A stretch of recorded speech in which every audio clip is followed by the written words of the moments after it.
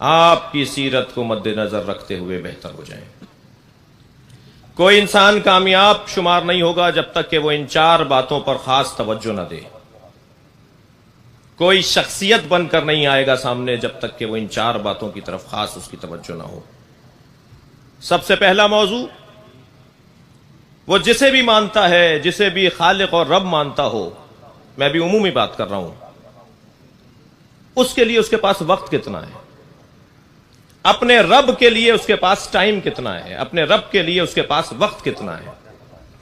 جو شخص ساری دنیا کے لیے وقت رکھتا ہو مگر اپنے رب کے لیے اس کے پاس وقت نہ ہو، یہ کمزور انسان ہے، کمزور شخصیت ہے اس کی۔ جیسے جیسے مصروفیت ہماری بڑھتی جاتی ہے، ایسے ایسے عبادتوں میں کمی آنے کا ایک عام تصور ہے۔ افسر ہو گئے ہیں، گریڈ بڑھ گیا ہے، مصروفیت بڑھ گئی ہے، فلاں اس میں داخلہ لے لیا ہے، اب ٹائم نہیں مل پاتا، لہٰذا اب نماز جماعت میں شریک نہیں ہو رہے، پھر آہستہ آہستہ نماز بھی قضا ہونا شروع ہو گئی، اور پھر ایک وقت آیا کہ جمعے کی نماز اور پھر عید کی نماز تک محدود ہو گئے۔ اپنے رب کے لیے اگر کسی کے پاس وقت نہیں ہے تو وہ انسان ناکام انسان ہے۔ اس انسان کو اپنے رب کے لیے ایک وقت کا تعین کرنا ہوگا جو رب نے خود تعین کر کے دے دیا ہے۔ سرکار کی زندگی میں یہ پہلو اتنا غالب ہے، ساری دنیا سے اللہ کہتا ہے مصلوں پر آؤ، عبادت کرو، آؤ میرے آگے سجدہ کرو، اور اپنے حبیب سے کہتا ہے قم اللیل الا قلیلا، تم بستر پہ چلے جاؤ، تم بہت عبادت کرتے ہو، تمہارے پیروں پہ ورم آ جاتا ہے، تم ساری رات کھڑے رہتے ہو، تم مسلسل میری عبادت میں مصروف رہتے ہو۔ سرکار کی زندگی کا یہ غالب پہلو ہے۔ اسی طرح کسی شخصیت اور کامیاب شخصیت کے لیے دوسرا جو پہلو اور دوسری جو سیرت کا عنوان ہے وہ ہے، عزیزان گرامی، دیکھا جائے کہ یہ شخصیت اپنے گھر والوں کے ساتھ کیسا ہے۔ یہ اہم ترین، معروف ترین، مشہور ترین وجود اپنے گھر والوں کے ساتھ کیسا ہے۔ بہت سارے لوگ آپ نے دیکھے ہوں گے کہ سارے جہان کے لیے تو اچھے ہوتے ہیں مگر گھر والوں کے لیے ان کا اخلاق اچھا نہیں ہوتا۔ یہ انسان ناکام ہے، یہ انسان جھوٹ بول رہا ہے، یہ لوگوں کو دھوکہ دے رہا ہے، یہ فریب دے رہا ہے، یہ سب کے لیے اچھا ہے مگر اپنی زوجہ کے لیے، اپنی بچیوں کے لیے، اپنے بچوں کے لیے، اپنے بہن بھائیوں کے لیے اچھا نہیں ہے۔ اس لیے کہ جو سفر تربیت اور سفر تہذیب اپنی ذات سے شروع کر کے اپنے گھر تک لے آئے اور اپنے گھر سے شروع لیتا ہوا معاشرے تک لے کر آئے، وہ انسان کامیاب ہے۔ الٹا چلنے والا معاشرے کے لیے سب سے اچھا ہے، گھر والوں کے لیے برا ہے، پھر اپنے لیے تو اس کے پاس وقت ہی نہیں ہے، وہ انسان ناکام انسان ہے۔ کامیاب ترین انسان وہ ہے کہ جو اپنی تہذیب نفس کے بعد کا مرحلہ طے کرے، یعنی تنظیم منزل کو محسوس کرے۔ بہت سارے لوگ گھروں میں داخل ہوتے ہیں تو ایک مرتبہ سانپ سونگھ جاتا ہے اس لیے کہ ابا گھر میں آ گئے۔ بچے پریشان ہوتے ہیں کہ اگر کوئی ہم نے اونچی آواز میں بات کر لی تو ایک مرتبہ ان کا ایک چپتا ہوا جملہ اور ڈانٹ ڈپٹ شروع ہو جائے گی۔ خوف ہراس پھیل جاتا ہے کہ والد گھر میں آ گئے ہیں، فلاں گھر کا فرد گھر میں آ گیا ہے۔ نہیں، یہ کامیاب انسان نہیں ہے۔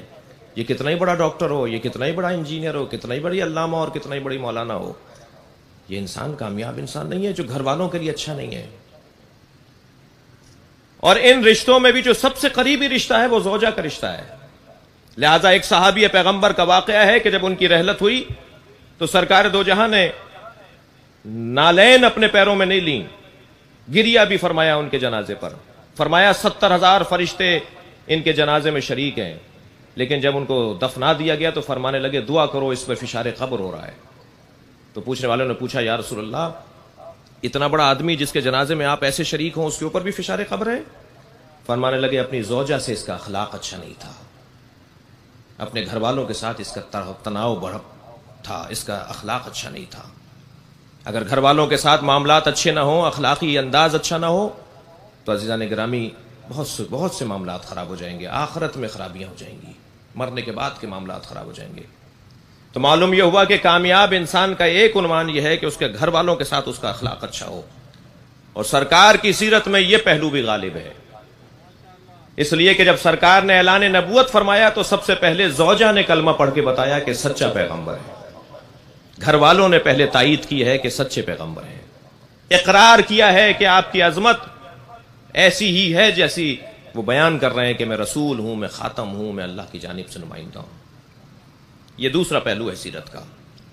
سرکار کی سیرت کا تیسرا پہلو یہ ہے کہ دیکھا جائے وہ اپنے دشمنوں کے ساتھ کیسے تھے. دوستوں کے ساتھ دوست ہونا بہرحال کارنامہ ہے، اس کے لیے بھی جگر چاہیے، بہت سارے لوگ تو یہ بھی نہیں کر پاتے، لیکن اس سے بڑا کارنامہ ہے دشمنوں کے ساتھ اچھا ہونا. دشمن کے ساتھ دشمن کا انداز اپنانا یہ کوئی بڑے آدمی کی علامت نہیں ہے. مثلا اگر آپ کے بدن کو کوئی تکلیف پہنچا رہا ہو اور آپ بھی اس کے بدن کو تکلیف پہنچا رہے ہو تو یہ کوئی اچھی بات نہیں ہے. بڑے بن کے دکھاؤ، عظیم انسان کی علامت یہ نہیں ہے. بقول کسی بزرگ عارف کے کہ بہترین انتقام یہ ہے کہ انتقام نہ لیا جائے. یہ انداز اپناؤ، درگزر کی سیاست، درگزر کی حکمت، معاف کرنا. یہ ہے سرکار دو جہاں کی سیرت کا وہ تیسرا پہلو کہ دیکھا جائے دشمن کے ساتھ کیسے ہیں. ویسے بھی عزیزان گرامی، یہ جو پاکستان میں ہمارے ساتھ ہو رہا ہے، یعنی سنی شیعہ سب کے ساتھ ہو رہا ہے، اس پاکستانی کے ساتھ ہو رہا ہے، اس ملک کے بسنے والے کے ساتھ جو زیادتیاں ہو رہی ہیں، وہ ہمارے دشمن کا جو انداز ہے اس میں ہمیں کچھ اپنے رویوں کو کچھ اور کرنا ہوگا، کچھ بہتر کرنا ہوگا. اسی سیرت کے عنوان سے کچھ نقطہ حاصل کرنا ہوگا. سرکار دو جہاں اپنے دشمنوں کے ساتھ کیسے تھے؟ جنہوں نے مکے میں آپ کو پتھر مار کر لہو لہان کر دیا، آپ کی نالین پاک خون سے تر ہو جاتی تھی. سرکار نے مکہ مکرمہ کو ہجرت فرما کے ترک کر دیا، اور جب فتح مکہ جب موقع پر آئے عمرہ کرنے کے لیے تو آپ کو صلح حدیبیہ کے مقام پر آپ کو واپس کر دیا گیا، آپ کو تکلیفیں پہنچائی گئیں.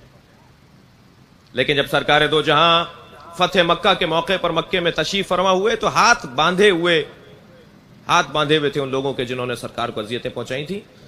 تو آپ نے دیکھا ایک صف کھڑی ہوئی ہے جن کے ہاتھوں میں رسیاں بندھی ہوئی ہیں. آپ نے پوچھا یہ کون ہے؟ کہا گیا یہ وہ لوگ ہیں جنہوں نے آپ کو تکلیفیں پہنچائی تھی. تو آپ نے گویا ایک لمحہ نہیں گزرا، آپ نے فرمایا اذهبوا انتم الطلقاء. انہیں دیکھ کر فرمایا جاؤ میں نے تمہیں آزاد کر دیا، جاؤ میں نے تمہیں آزاد کر دیا. مالک کل نے جس کو ہے اپنا محبوب بنایا، اس نے امین و صادق کا کافر سے لقب ہے پایا. صبر سکون سے اور عمل سے دین کو ہے پھیلایا، نفرت کا اظہار کسی سے کر کے نہیں دکھلایا. چھپ کے زمانے نے آقا پہ ظلم بہت ہے ڈھائے. اور جب کوئی بہت تکلیف پہنچاتا تو ایک بہت معروف حدیث ہے سرکار کی، بہت معروف جملہ ہے حضرت کا. تو حضرت اس کی تکلیف کو سہنے کے بعد اللہ سے آواز دے کر اللہ کی بارگاہ میں ہاتھ بلند کر کے کہتے تھے اللہم اغفرہم انہم لا یعلمون. یا اللہ انہیں معاف کر دے، یہ جانتے نہیں ہیں کہ میں کون ہوں. دشمن کے ساتھ برتاؤ سرکار کا کیسا ہے، یہ ایک سیرت پیغمبر کا عظیم عنوان ہے. اور چوتھا ستون سیرت وہ یہ ہے عزیزان گرامی کہ انسان اپنی زندگی تک کے لیے محدود نہ رہے. کیا معلوم ہمارے لیے پروانہ رحلت کب آ جائے، کب نقارہ کوچ بجا دیا جائے کہ آج آپ کی رحلت کا دن ہے اور آج کو فرشتہ آ رہا ہے آپ کو لینے کے لیے. تو کیا میں اپنی زندگی تک کے لیے محدود انسان ہوں یا مجھے اپنی زندگی کے بعد کا بھی اہتمام کرنا چاہیے؟ بس جو شخص اپنی زندگی کے بعد کا بھی بہتر اہتمام کر رہا ہو وہ ایک کامیاب انسانوں میں سے ایک انسان ہے. سرکار دو جہاں نے بھی اپنے جانے کے بعد بظاہر اس دنیا سے پردہ فرمانے کے بعد کا اہتمام کیا ہے قرآن اور اہل بیت اور سنت کو چھوڑنے کا عنوان. میں تمہارے درمیان قرآن اور اطرت چھوڑ کر جا رہا ہوں، میں تمہیں تنہا چھوڑ کر نہیں جا رہا. تمہاری ہدایت کے لیے ایک کتاب دے رہا ہوں اور تمہاری ہدایت کے لیے اپنی اطرت دے رہا ہوں، اپنی اہل بیت دے رہا ہوں.